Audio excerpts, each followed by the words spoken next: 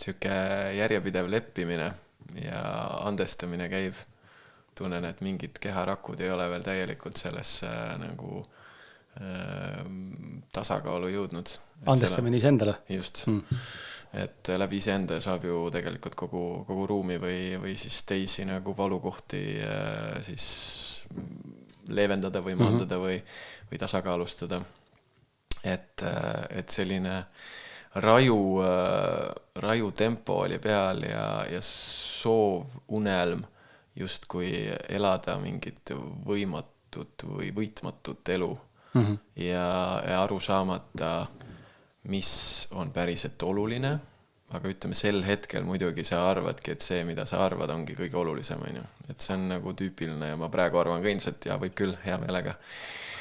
Siis ma kõige enam võib-olla näen sellise muutuse või transformatsiooni suunda just selle poole pealt, kuidas ma teistesse inimestesse suhestusin ja suhtusin ja kuidas ma juhi ja liidrina tegelikult põrusin. Et ma nii-öelda liidrina olen võib-olla väga hea või selline kütkestav või inspireeriv või et nagu sensatsiooniline või kaasahaarav.